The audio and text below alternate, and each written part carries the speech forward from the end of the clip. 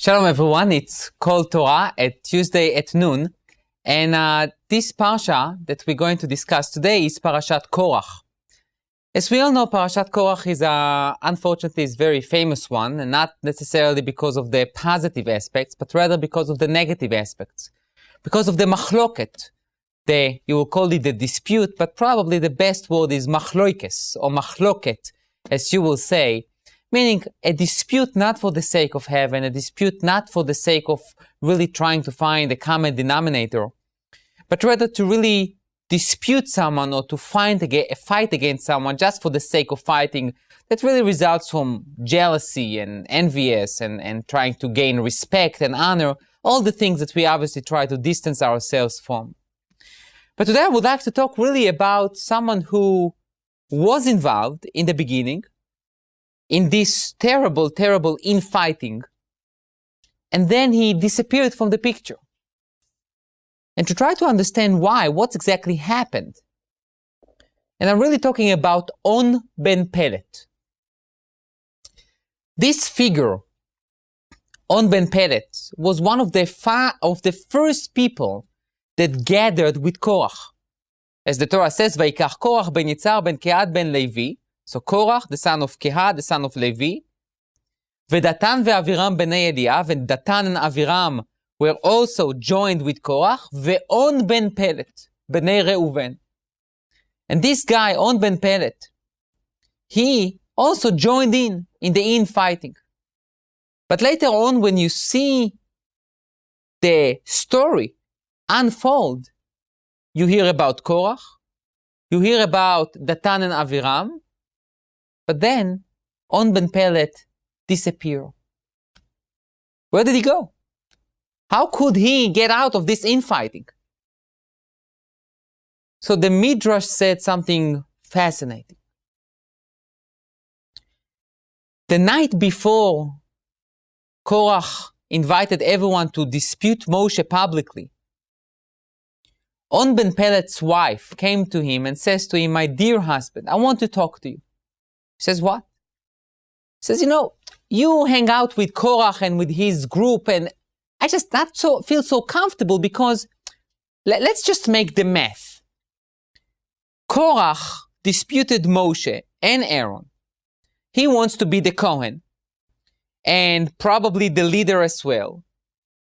And therefore, I don't understand. So what's the benefit for you? I mean, what are you going to get from it? You're not going to be a Kohen.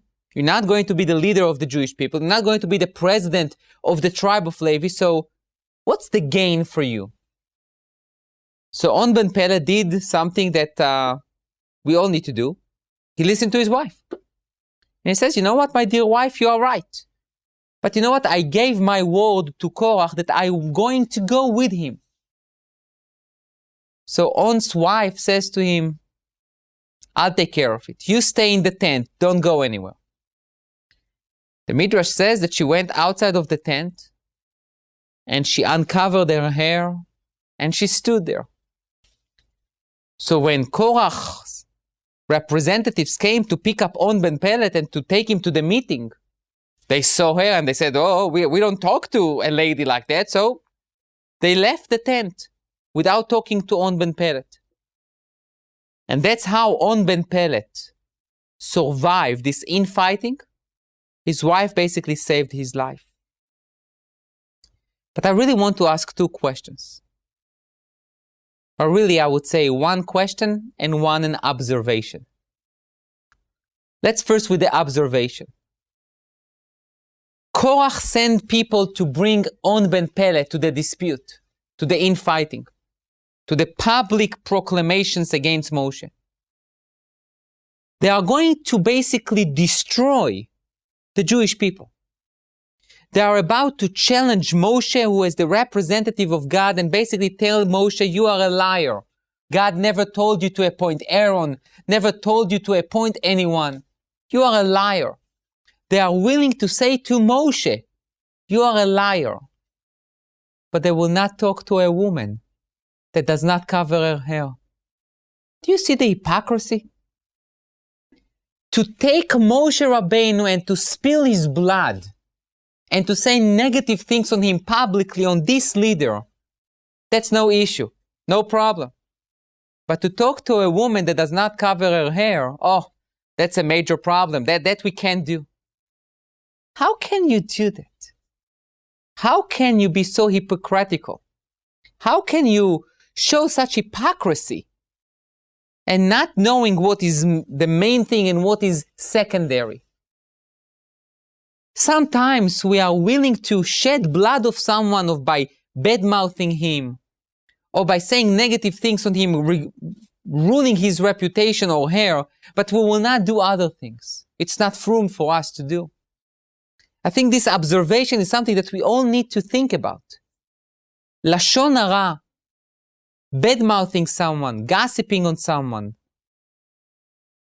is very severe sin. And it does not justify to do other things in order to badmouth someone. So that's the observation. But now the question. What was so wise, so smart in what On Ben Pelet's wife sentences or speech or conversation with her husband? He didn't know that by himself. He didn't know that from this entire infighting he will not get anything. He will not be Kohen. He will not be the high priest. He will not be the leader. What was so smart in what she says to him that basically he said that, you know what, you are right. And I would like to suggest the following. And we all know that. When you are in the heat of things, when you are in the middle of things and this one says this and the other one says that, and you are so focused on your opinion, and you are so much into the infighting, you sometimes forget, A, the reason you are fighting for, B, the purpose of why are we fighting for, and the third one is that, you know what? I really have no dog in the fight. Doesn't really bothers me. But because we are so much into it, we will totally forget our mission. What On Ben Pelet's wife did was just to basically bring her husband down to earth and say to him, calm down, my dear husband. Don't just follow all the conversations without thinking. Don't just follow what Korach says and everyone else, all the masses are saying. Calm down. Think about it. Think about it logically.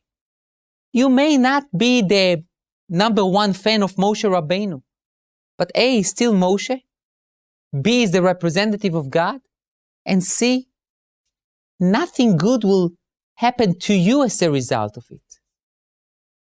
And On Ben Pelet was able to take a step back and to say, you are right. I think this midrash really gives us a tremendous lesson. Unfortunately, there are many infightings, especially in the Jewish world. We need sometimes to step back and just to think, A, what are we fighting for? B, is that worthwhile to fight for? And C, even if we fight for something that we believe in, how do we do it? Do we still have respect, tolerant, understanding, caring, some sensitivity to the other side? If we do, it will be L'Shem Shamayim, for the sake of heaven. And if not, we know the story of this parsha. Thank you.